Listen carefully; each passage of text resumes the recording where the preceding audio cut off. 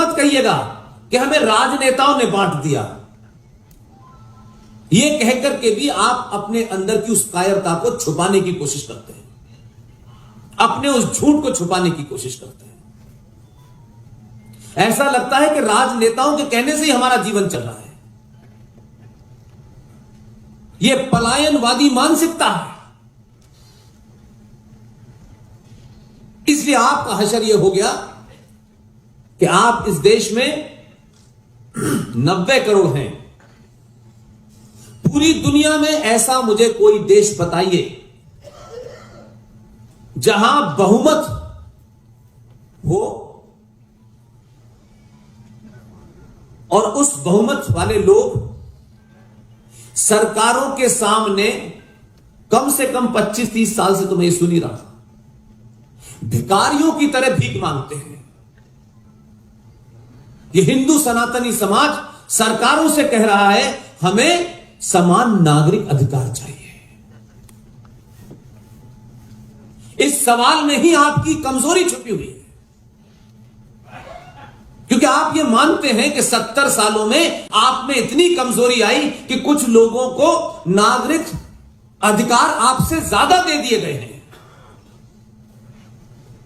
और आज आप समान नागरिक अधिकार की बात कर रहे हैं। यह कभी पॉलिटिकल पार्टीज के मैनिफेस्टो का तो हिस्सा होता है, लेकिन राष्ट्र के लोगों ने कभी अपना इसे इशू नहीं बनाया। इसलिए आज भी जितनी मांगे उठती है, किसी को हिंदू राष्ट्र चाहिए, किसी को समान नागरिक अधिकार चाहिए, किसी को संविधान की कोई विशेष धारा हटानी है। यह मांग करने की मानसिकता से सनातनी हिंदू समाज बाहर निकले और मांग न करे, बल्कि सत्ताओं पे उन लोगों को चुन के भेजे जो आपकी मांग के सामने झुके।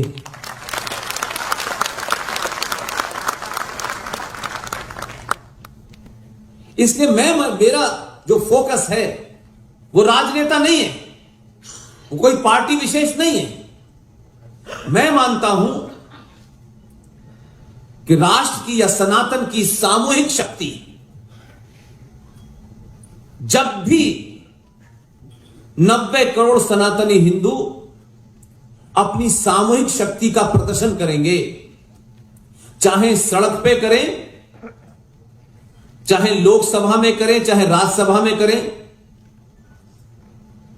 मुझे ऐसा यकीन है, आपको मुझसे ज्यादा यकीन होगा कि जो सामूहिक शक्ति है सनातनी हिंदू की, अगर आपने अपने निजी स्वार्थों से, जातियों से ऊपर नीचे उठ के सोचना शुरू किया, मेरा दावा है, मुझे नहीं पता कि मैं कब तक मेरी आवाज रहेगी, लेकिन मेरा दावा है इस देश में आपके विपरीत सरकार भी बन जाए,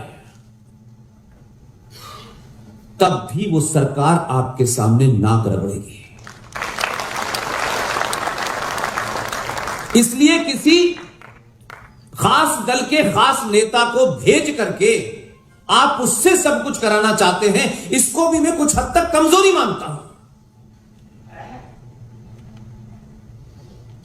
और आप अपने साथ रहने वाले लोग हैं जो इस शहर को अहमदाबाद कहते हैं, उनसे भी नहीं सीखते।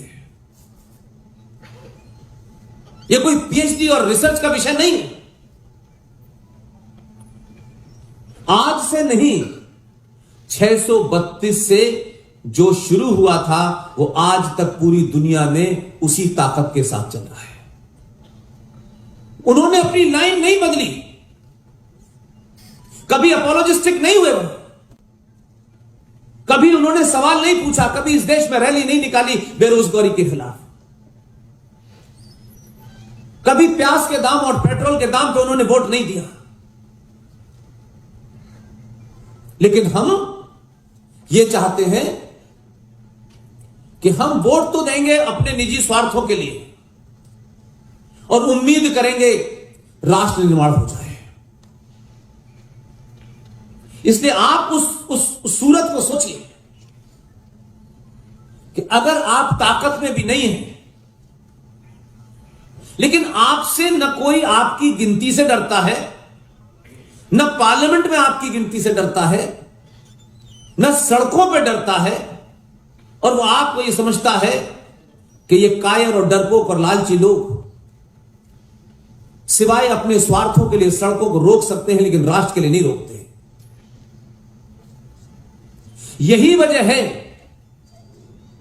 कहीं ऐसा दुनिया में नहीं हो सकता कि टोटल पॉपुलेशन में से 90 करोड़ लोग उनके खिलाफ संसद में बैठ करके लोग कानून बना दें, और 90 करोड़ लोगों में से 9 लोगों को उस कानून के बारे में न पता हो, और हम ढकोसला पूछ रहे पूरे देश में हिंदुत्व का, सुबह शाम हिंदुत्व, रोज नई परिभाषा हिंदुत्व की, सभा से लेके यहां तक पूरे देश के अंदर दौरे हो रहे हैं, लेकिन ये नहीं बता रहे कि तुम्हारा सौदा हो गया है। पार्लियामेंट में बैठने वाले लोगों ने नहीं बताया, चलिए माना उनका स्वार्थ होगा, आपके अपने हो या पराए हो, लेकिन समाज में हजारों संगठन हैं जो हिंदुओं की ठेकेदारी कर रहे हैं। हमारे अंदर यह बोध हो गया कि इन्होंने नहीं बताया तो होगा ही नहीं। लेकिन आपको संचार क्रांति के दौर में भी अगर यह नहीं पता है तो फिर इसके लिए किसी दूसरे को दोष मत दीजिए। हम सब दिन में हजारों बातें करते हैं, बड़ी बड़ी बहसें होती हैं। अभी चुनाव आ जाएंगे, जिंदाबाद मुर्दाबाद के नारे लगते रहेंगे। ये पटेल है, ये कड़वा पटेल है, ये लौआ पटेल है, ये हिंदू है, ये ब्राह्मण है, ये ठाकुर है, ये यादव है, फिर शुरू हो जाएगा,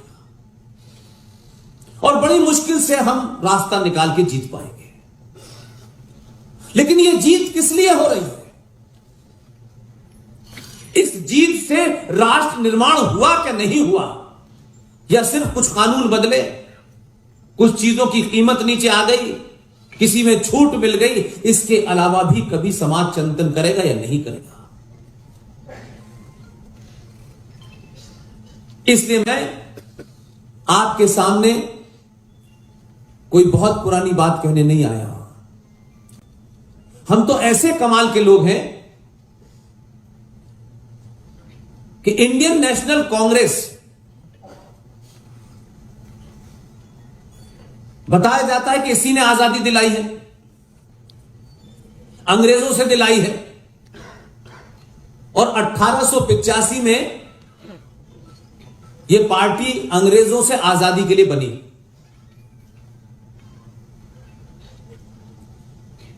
उत्तर प्रदेश में एक शहर है इटावा, जहां से उत्तर प्रदेश के भूतपूर्व मुख्यमंत्री आते थे। उस इटावा शहर में एक कलेक्टर था। उस अंग्रेज कलेक्टर ने अकेले नहीं बल्कि सामूहिक वार्तालाप के बाद, जो पब्लिक में नहीं है, 1857 में तो क्रांतिकारियों और अंग्रेजों के आमने सामने भिड़ंत हुई, उसमें काफी अंग्रेज मारे गए।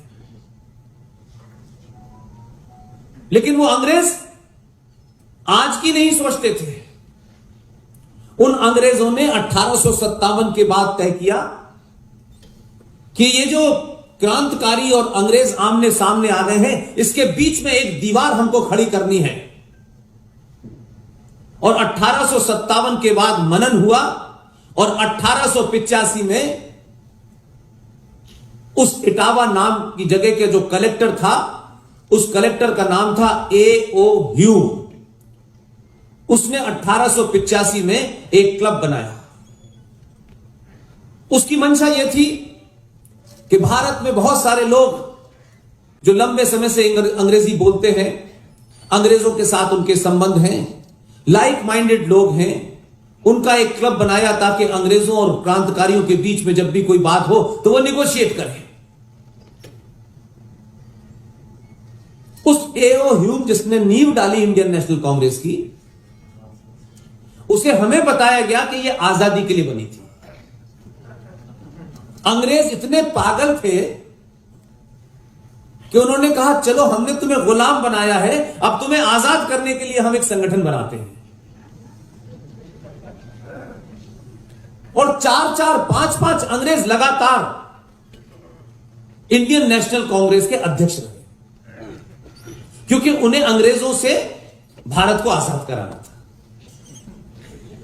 लेकिन हम चला रहे हैं।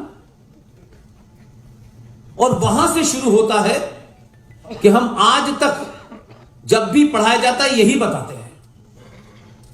इसलिए राष्ट्रों के जीवन में जो बुरा वक्त होता है, उनकी पहचान का जो समय होता है, वो ये नहीं होता है कि वो किसके गुलाम रहे। राष्ट्र इससे कभी कमजोर नहीं होता है। राष्ट्र इससे कमजोर होता है कि जब आप आजाद भी हुए तो आपको पढ़ाया क्या गया। इसलिए हमारे यहां ऐसी ऐसी चीजें हुई जो सामान्य नागरिक भी अगर 2 बार सोचे तो आपको लगेगा कि मैं क्या पढ़ रहा हूं, क्या बोल रहा हूं, कहां चल रहा हूं, इसका कोई अता पता नहीं है। भारत में जितने भी लुटेरे इस्लामिक आतंकवादी आए थे,